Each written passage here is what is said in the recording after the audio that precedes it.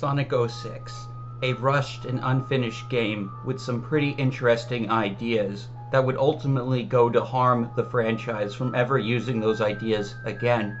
Among those casualties were the adventure formula, the ability to play as other characters in Sonic games, serious over-the-top anime-styled plots that give stakes to the world of Sonic and lead to discussions years afterwards, all of that reduced in favor of simple Mario kid-friendly adventures. However, the biggest casualty of Sonic 06 was none other than Silver the Hedgehog himself, who debuted in this game. In this video, we are going to analyze Silver, his story, his gameplay mechanics, how they can be used in the future, what Sega has done with the character since 06, and how the cursed legacy of 06 has ultimately doomed Silver, but that there is a path towards redemption, or more appropriately, absolution.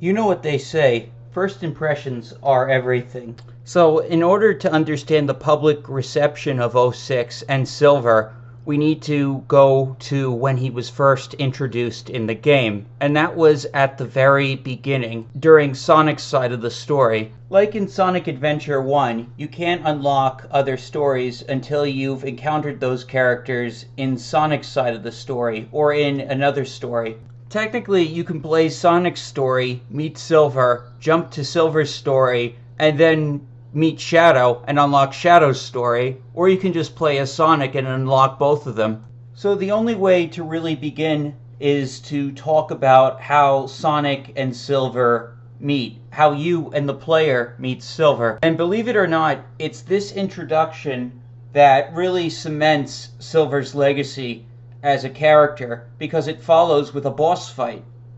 I finally found him. The Iblis Trigger.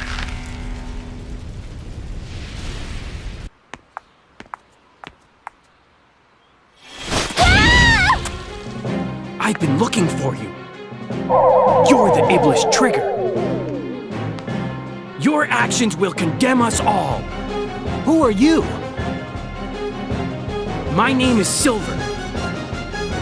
For the future of the world, I will destroy you!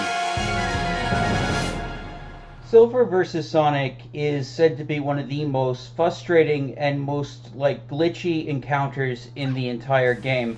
The thing that makes it so frustrating is that it's easy to get trapped, because Silver will hold you in permanent stasis and then throw you without any way to counter. This is where the phrase, "it's no use," became a meme. Because once he says that line, you're screwed. And then he will say that line again and again and again, unless you're really lucky and can escape. If you're unlucky, he will throw you forever in an infinite loop, all while saying, "It's no use!" It's been ages since I've played, and I'm not even sure if I even own the game anymore.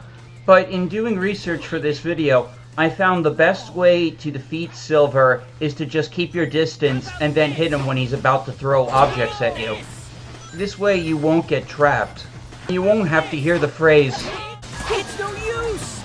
over and over and over again. However, for people who don't know that trick, this fight was especially frustrating. If you play the same scenario with Silver in his story, you can beat Sonic much easier than you can beat him as Sonic. Shadow and Silver also fight, though Shadow has more ranged attacks, so I think his fight is a little bit easier than the tight quarters of the Sonic fight. So, after a long and difficult battle, Sonic sees Silver lying down, only to get knocked down in the cutscene. And just before Silver is about to kill Sonic for being the Iblis Trigger, Amy steps in and rescues Sonic. You are now allowed to play as Silver the Hedgehog. But understand, if you're just playing the Sonic story, this character has already left a very bad impression. You know nothing about him, and yet he's completely more powerful than Sonic. You have this attack that gets you stuck, and if you don't know how to counter it, you will get stuck. So even though we're allowed to play as him now and get his side of the story, we as the player already have a bad first impression of this character. because Sega rushed Sonic Team and they didn't balance the fight. Now that we've established Silver's introduction to the player, let's play his side of the story and go over his gameplay. This world was devastated before I was born. A harsh, bleak place where we live in eternal darkness. Life is a struggle, and people live without hope. How did this happen? No one will answer me directly, but they always point to the flames.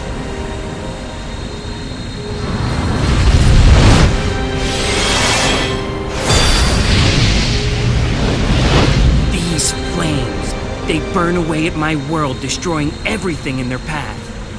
They come from an eternal life form that we cannot truly defeat, the flames of disaster known as Iblis. Silver! Blaze, what's wrong? He's appeared again!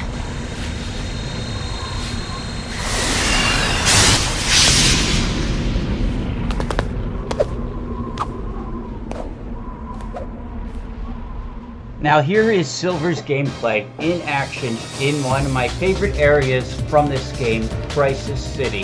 It has one of the best level tracks in the entire game, and the whole apocalyptic environment is so good. I love even Sonic's version of the level, and I hate like Sonic levels in this game.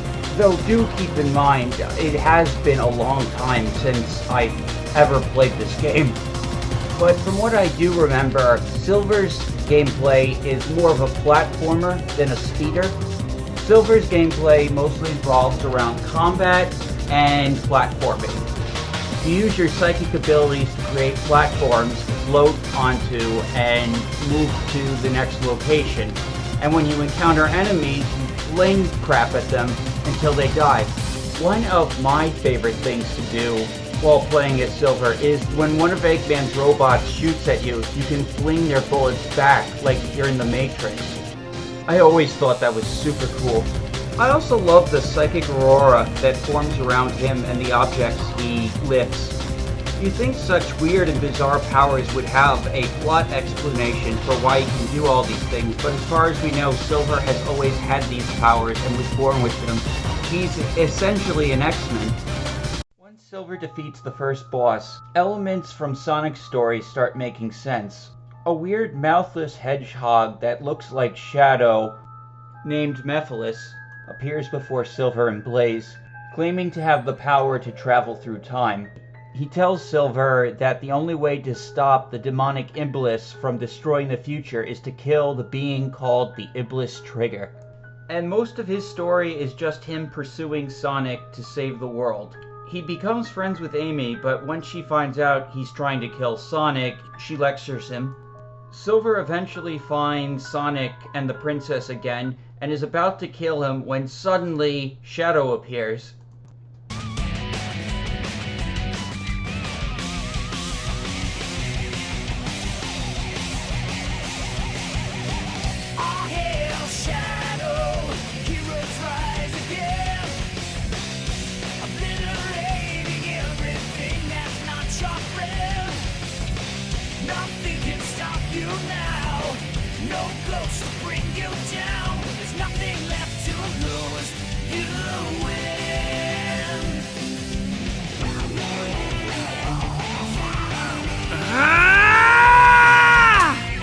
Chaos Control!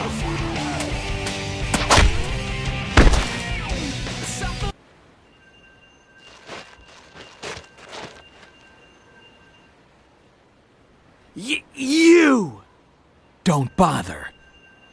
With the Chaos Emerald's power, I control time and space. You can't break free.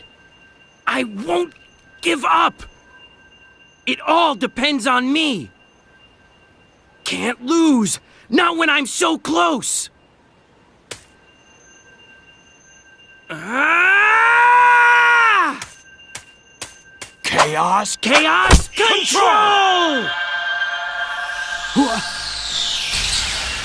Huh? You induced Chaos Control. I won't let anyone get in my way. I'll change the past and save the world! Mephiles isn't trying to help you create a better future. He's trying to eliminate the past. What? What are you talking about? Well, Silver, to find out you have to play Shadow's side of the story in order to figure that out. Short answer, the King of Soliana screwed up and split his own country's patron god in half. As for why Mephiles looks like Shadow, again, you have to play Shadow's side of the story. Anyway, even the time rift Silver opened up using Chaos Control. Shadow and Silver go into the past and see the splitting up of the god. It's here that he finds out that Iblis was eventually sealed inside Elise by her own father, meaning Sonic was not the Iblis trigger. Spoiler, he kind of is, but you have to play the last story in order to figure that out.